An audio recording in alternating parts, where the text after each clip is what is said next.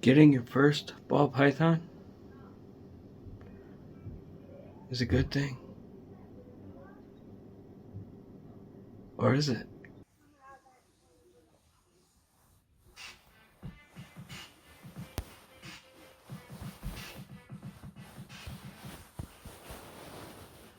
Oh, hey, there you are. Hey. Oh, it's okay. You'll be alright. Ow!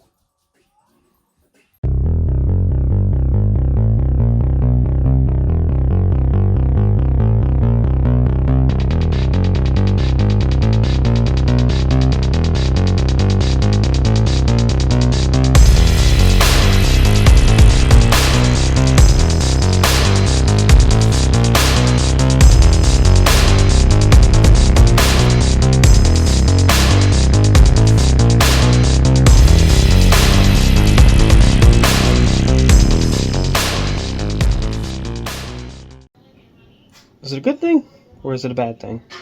I don't think it's a bad thing. I don't think it's a good thing either. To snake or not to snake? I would say snake. But are you really getting a snake when you get a ball python? I mean, these things are chill. They mean no harm. They don't want you touching them, but they don't care. They know that they're not gonna be able to win in a battle with you. They show respect as long as you show them respect. But again, a ball python, is that really a snake? I mean, yeah, don't have no legs at all.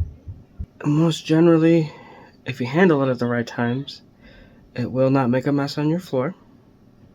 It doesn't chew your furniture. It will not bark at night. And it stays in one spot, no matter how big or small it is. They're usually in one spot 95% of their life. So, good pet. Can't go wrong with ball python.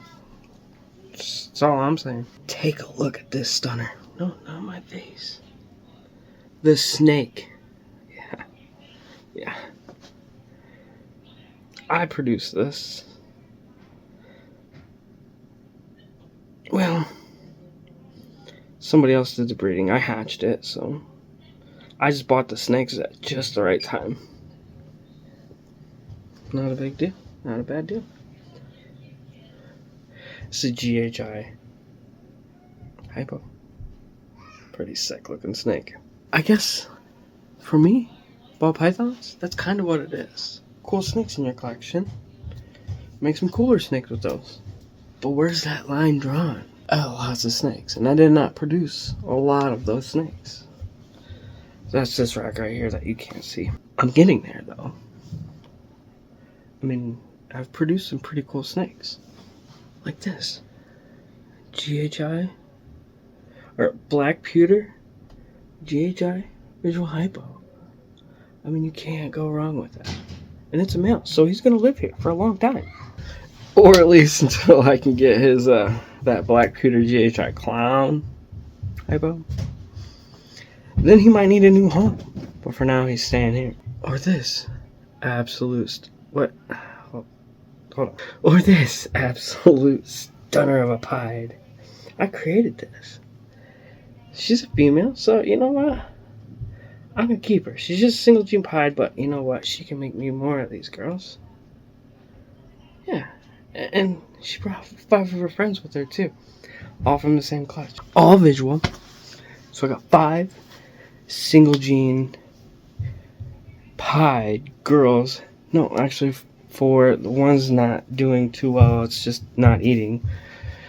But yeah, I got 4 girls. And then my other clutches here. You don't like this one.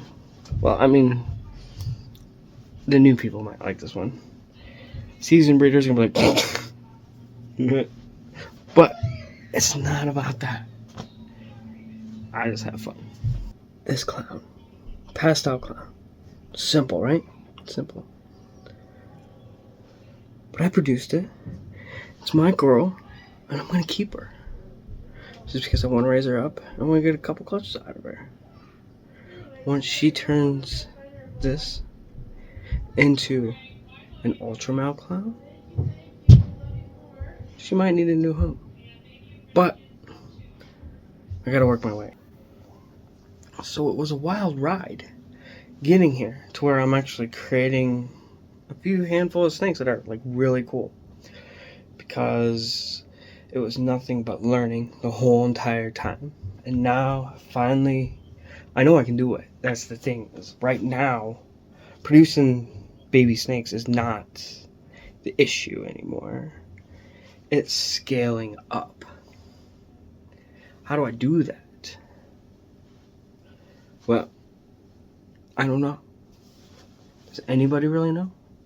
I mean, we're not Billy's and Miguel's and Kabokas or Canova. Yeah, that's it.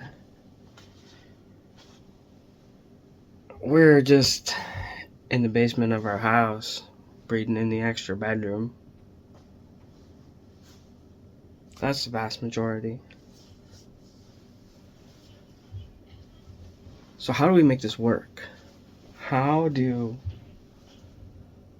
we take all this? New Freedom Breeder Act right there. I don't know if I said that yet or not, but yeah. Look. Boom. Anyways, I digress. How do we make it work? First thing I would recommend, and I've heard from many other breeders, is when you had that snake bug and you were just buying everything, first thing you do is put all of them up for sale. Wait. Number two. You need an ultrasound. You have to get an ultrasound before you buy your next big-ish purchase, ball pythons. You need to have an ultrasound. That thing, you have to have it. Other than that, it's a guessing game. And who wants to spend their time guessing? It works. People do it all the time. People breed without ultrasounds all the time, but it works for them. But if you want to guarantee success and you want to maximize your males, and you don't want to wear them out, you want to put them to maybe 2 extra girls this year, you need that ultrasound. Because that'll tell you when to work. That'll tell you when to do it. To pair it up.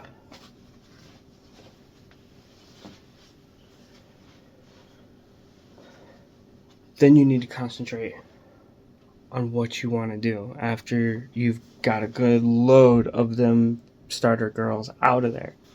The ones you learned how to create eggs on. You start honing yourself in. What do I like? I don't know. It's pretty cliche with me. I like clowns and pies. Well, I got plenty of clowns, and I've got plenty of pies that I've made, a few that I've purchased. You got to start finding those projects, and then figure out what you want to do with those projects. Some people are going the double recessive way. Some people are going the axanthic way. But a lot of people are going albino. And that's not the smartest thing to do. But they sell at shows, so, I mean, just have 1 or 2 clutches instead of 18. You will learn that some snakes are just overproduced. Some genetics aren't worth taking the time and the money spent to raise snakes making. You also learn that other genetics like clowns, single gene pieds, bananas, white snakes, you learn that for your local area, for your show, especially since you're not doing Tinleys and stuff like that yet, those are gonna sell. But you don't want to overproduce those. You don't want to have a bunch of stuff that you can't move in case the market is just not there in your area. To me, shows are very important. You are out in your element. You are talking shop for sometimes 20 hours over the weekend or 16 hours over the weekend. It's all you do is just talk about snakes and hang out with your friends, and you get to know everybody. And you learn that the reptile hobby is very, very, very niche. And you didn't even realize it because it's been such a huge part of you for so long. But then when 3,000 people walk through the door just to come around and look at your animals, that's where it's at. You get to talk to them all day long. You get to answer questions all day long. You get to make cool, fun stuff to give out to them and sell them all day long. It's definitely a ride. But me personally, I like that person-to-person interaction. I mean, that's why I do videos, is because I can't talk to everybody. So I just talk to an audience. But when I'm at a snake show, you think this is enthusiasm, you should see me try to sell a snake. It is spectacular. It's so fun. And that, for me, is what it's about. But if you're looking for a way to make a career and a living out of reptiles, which is a very honorable, very well-deserved living with this 100%, you need to buckle down. You need to breathe less. And you need to focus. Because the focus comes with those projects. You want your byproduct to be very, very movable. But at the same time, you want your projects to grow. Which way is it? Which way is there to go? I'm not saying there's no right way or wrong way. I am saying there's a smart way. And then there's a way that's going to just keep you out and about with people. It's going to keep you talking to people and just being with the community. Face to face. It's our community. It's what brings us together. The group. You gotta find your group. You gotta find your people. They're gonna get you thinking. And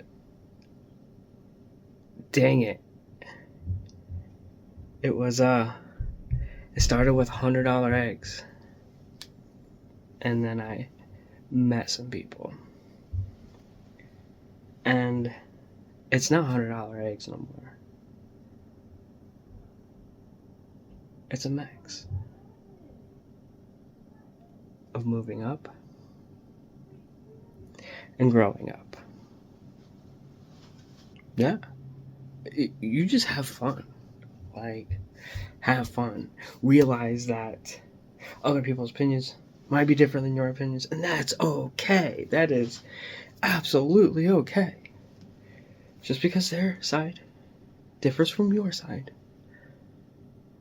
does not make them any less of a person than you or any more of a person than you.